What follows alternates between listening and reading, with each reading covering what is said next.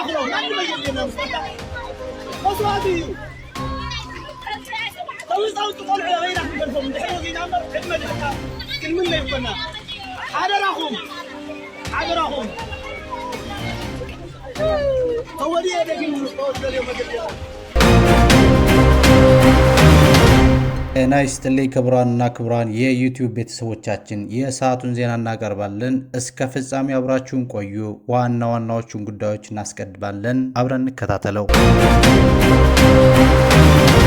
ሰሜን ኢትዮጵያ የሰላም ስምምነት አደጋ ላይ መውደቁን የሚጠቁም መረጃዎች እየወጡ ይገኛሉ። ባለፈው እሁድ በጠለምት አካባቢ በተቀሰቀሰው የተኩስ ልውውጥ በአካባቢው ከፍተኛ ወታደራዊ ጦርነት ነግሷል። የመከላከያ ሰራዊት ከአላማጣና ኮረም መውጣቱን ተከትሎ በርካታ ነዋሪዎች ንብረታቸውን ጥለው ወደ ቆቦና ወልዲያ በመሰደድ ላይ ይገኛሉ። በፖለቲካዊ ረገድ በህወሓት አመራሮች መካከል ያለው ክፍፍል በግልጽ እየታየ ነው። የጊዜያዊ አስተዳደር ፕሬዝዳንት የነበሩት አቶ ጌታቸው ረዳ በወታደራዊ አመራሮች ህዝቡን ወደ አላስፈላጊ ጦርነት እየገፉት ነው ሲሉ ወቀሳ ሰንዝረዋል። በትግራይ ክልል የባንክ አገልግሎት መስተጓጎልና የበረራዎች መሰረዝ የማህበራዊ ቀውሱን ይበልጥ እያባባሰው ይገኛል። በመካከለኛው ምስራቅ ያንዣበበው ጦርነት ስጋት የአሜሪካው ፕሬዝዳንት ዶናልድ ትራምፕ ጊዜው አከተመ ሲሉ ለኢራን የመጨረሻ ማስጠንቀቂያ ሰጥተዋል።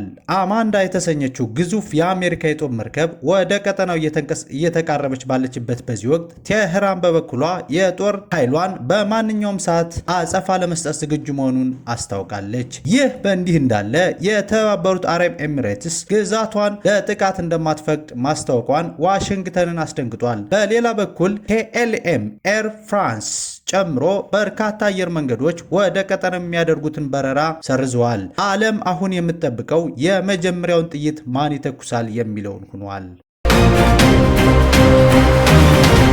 የሰላም ስምምነቱ ፈተናና የሰሜን ኢትዮጵያ አዲስ ጦርነት ስጋት። ከ2 ዓመት የደም መፋሰስ በኋላ በፕሪቶሪያ የተፈረመው የሰላም ስምምነት የሰሜን ኢትዮጵያ ሕዝብ ፋታ የሰጠ መስሎ ነበር። ሆኖም ከቅርብ ቀናት ወዲህ ከሰሜን ኢትዮጵያ የሚወጡ መረጃዎች አካባቢው ዳግም ወደ አስከፊ ጦርነትና ማህበራዊ ቀውስ እያመራ መሆኑን ያመለክታሉ። በጠለምት ግንባር በተቀሰቀሰው ተኩስ የመከላከያ ሰራዊት ከአላማጣ መውጣትና በህወሓት አመራሮች መካከል የተፈጠረው ግልጽ ክፍፍል የሰላም ሂደቱ ገደል አፋፍ ላይ አቁሞታል። ውጥረቱ ወደ ግልጽ ግጭት የተቀየረው ባለፈው እሁድ በጠለምት ዋልድባ አካባቢ ነበር። የህወሓት ታጣቂዎች በአራት ግንባር ጥቃት መክፈታቸው ተከትሎ በአካባቢው ከሚገኙ የጸጥታ ኃይሎች ጋር ጠንካራ ውጊያ ተካሂዷል። ከሰፍ የወጡ መረጃዎች እንደሚያመለክቱት የህወሓት አርሚ 11 ኮር 13 ደደቢት ክፍለ ጦር ከፍተኛ ወታደራዊ አዛዦችና የሎጂስቲክ ኃላፊዎች ተማርከዋል። ውጊያው ወደ ምስራቅ እና ምዕራብ ጠለምት አቅጣጫዎች እየተስፋፋ ሲሆን እንደ ሚጭራና አንበሳ መቃብር ባሉ ስፍራዎች በቡድን መሳሪያ የታገዘ ውጊያ ቀጥሏል። መንግስት በወሰደው የአየር ጥቃት በወታደራዊ ቁሳቁሶችና በሰው ኃይል ከፍተኛ ኪሳራ መድረሱን ተሰምቷል። በሌላ በኩል በራያ ግንባር አዲስና አስደንጋጭ ክስተት ተመዝግቧል። የመከላከያ ሰራዊት ከአላማጣ ከኮረምና ከራያ ባሉ አካባቢዎች በመውጣቱ ተከትሎ የህወሓት ታጣቂዎች ወደ ከተማው ገብተዋል። ይህን ተከትሎም በአላማጣና አካባቢው ከፍተኛ ድንጋጤ ነግሷል። ነዋሪዎች ዳግም ተረኛ ጥይት እንዳይበላን በሚል ስጋት ንብረታቸውን ጥለው በጫካ ለጫካ ወደ ቆቦና ወልዲያ እየሸሹ ይገኛሉ። ሸሽተው የወጡ ነዋሪዎች እንደሚሉት ከተማው በከፍተኛ ወታደራዊ ጦርነት ውስጥ ከመሆኑም በላይ የንግድና አስተዳደራዊ ተቋማት አገልግሎት አቁመዋል። ይህ ወታደራዊ እንቅስቃሴ በትግራይ ፖለቲካዊ አመራር ውስጥ ትልቅ ስንጥቅ ተፈጥሯል። የክልሉ ጊዜያዊ አስተዳደር ፕሬዝዳንት የነበሩት አቶ ጌታቸው ረዳ የህወሓት ወታደራዊ አመራሮች የትግራይ ህዝብ ወደ እብደት ጎዳና እየመሩት ነው ሲሉ በጽኑ ወቅሰዋል። አቶ ጌታቸው እንዳሉት ጦርነቱ የድሃ ወጣቶች ህይወት ለርካሽ ፖለቲካዊ መሸጫ እያደረገ ነው። በአንጻሩ ስምረት የተባለው ፖለቲካዊ ፓርቲ ህወሓት የፕሪቶሪያን ስምምነት በይፋ አፍርሶ ወደ ግልጽ ጦርነት መሸጋገሩንና ከውጭ ኃይሎች ጋር በጥምረት እየሰራ መሆኑን በመግለጽ ወጣቶች ለዚህ ጦርነት መሳሪያ እንዳይሆኑ ጥሪ አቅርበዋል።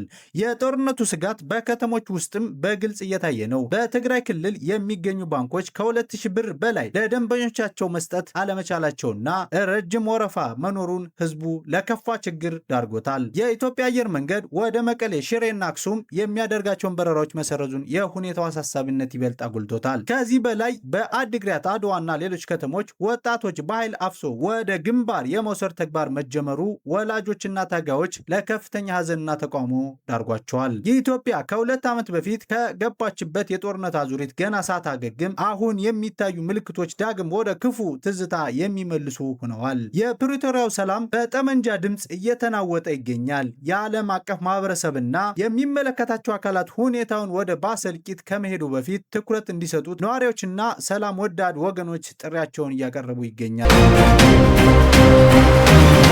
መካከለኛው ምስራቅ ሰማይ ላይ የጦርነት ደመና ከቧል። ከ10 ዓመታት በኋላ ለመጀመሪያ ጊዜ ቀጠናው ወደ ከፋና ወደማይታወቀው ሁሉን አቀፍ ጦርነት እያመራ ይመስላል። በዋሽንግተንና በቴህራን መካከል ያለው የቃላት ጦርነት አሁን ወደ ወታደራዊ ንቅናቄ ተቀይሯል። የትራምፕ ማስጠንቀቂያና የአሜሪካ የጦር ዝግጅት።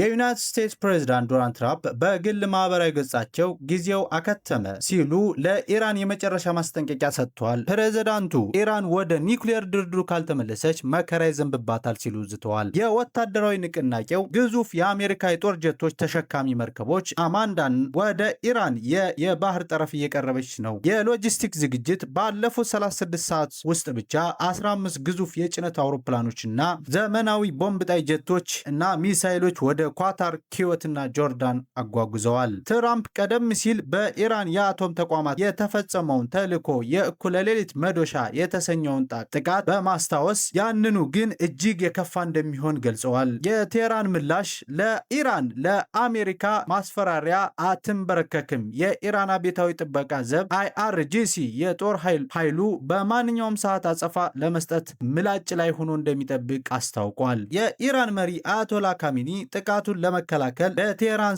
ስር ወደሚገኘው እጅግ ዘመናዊና ውስብስብ ዋሻ መሸሸጋቸው ተሰምቷል። በቴህራን ጎዳናዎች ላይ የተበላሹ የአሜሪካ ጦር መርከቦች ምስል ተሰቅሏል። መፈክሩም ነፍስህን የዘራህ አውሎ ንፋስ ታጭዳለህ ይላል። ዛቻው የኢራን ጀነራሎች ጥቃት ከተሰነዘረባቸው በገልፍ ሀገራት የሚገኙ የአሜሪካ የጦር ቤዞችንና የጦር መርከቦችን ኢላማ እንደሚያደርጉ በግልጽ ተናግረዋል። በክልሉ ሀገራትና የአጋሮች አቋማት ዓለም አቀፍ መልክ እየያዘ ነው።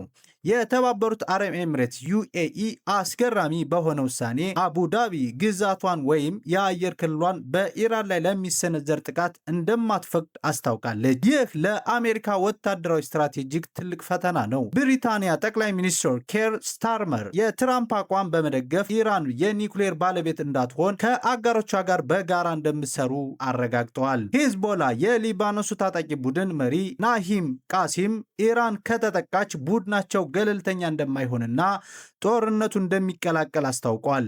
ዓለም አቀፍ ቀውስና የበረራዎች እገዳዎች፣ የጦርነት ስጋት የአየር መንገዶችን ክፉኛ እየመታ ይገኛል። እንደ KLM፣ ኤር ፍራንስ፣ ብሪቲሽ ኤርዌይ እና ዩናይትድ ኤርላይንስ ያሉ ግዙፍ አየር መንገዶች ወደ መካከለኛው ምስራቅ የሚያደርጉት የሌሊት በረራዎች በድንገት ሰርዘዋል። ይህ ቀጠናው በማንኛውም ሰዓት የሚፈነዳ ጦር ቀጠና መሆኑን ያመለክታል። የነዳጅ ዋጋ ይህ ውጥረት ከቀጠለ የዓለም ነዳጅ ዋጋ በከፍተኛ ሁኔታ ሊጨምር እንደሚችል የኢኮኖሚ ባለሙያዎች ስጋታቸውን እየገለጹ ነው። የእስራኤል ሚና እስራኤል አይረን ዶም እና ሌሎች የመከላከያ ስርዓቶች ሙሉ በሙሉ ዝግጁ እንዲሆኑ ታዘዋል። እስራኤል ይህንን አጋጣሚ የኢራንን ኒውክሌር ፕሮግራም ለአንዴና ለመጨረሻ ጊዜ ለማጥፋት ልትጠቀምበት እንደምትችል ይገመታል። የሩሲያና የቻይና ዝምታ እስካሁን ሩሲያና ቻይና በጉዳዩ ላይ ጠንከር ያለ መግለጫ ባይሰጡም ሁኔታውን በቅርበት እየተከታተሉ እንደሆነና የኢራንን መውደቅ ፍላጎት እንዳልሆነ የዲፕሎማሲ ምንጮች ይጠቁማሉ። ዓለም አሁን የምትጠብቀው የመጀመሪያው ጥይት ማን ላይ ይተኮሳል የሚለውን ነው። ዲፕሎማሲው ያሸንፋል ወይስ መካከለኛው ምስራቅ በእሳት ይነዳል? መልሱ የሚሰጡት ቀጣዮቹ ጥቂት ቀናት ወይም ሰዓታት ይሆናሉ። ክቡራን አድማጮቻችን ለሰዓቱ የነበሩን መረጃዎች በዚሁ እናጠቃልላለን። እስከዚያውም መልካም ጊዜ። ከሰዓታት በኋላ በሌላ መረጃ እንመለሳለን። ሰብስክራይብ በማድረግ ቤተሰብ ይሁኑ። አዲስ እና ወቅታዊ መረጃዎች ይደርሶታል።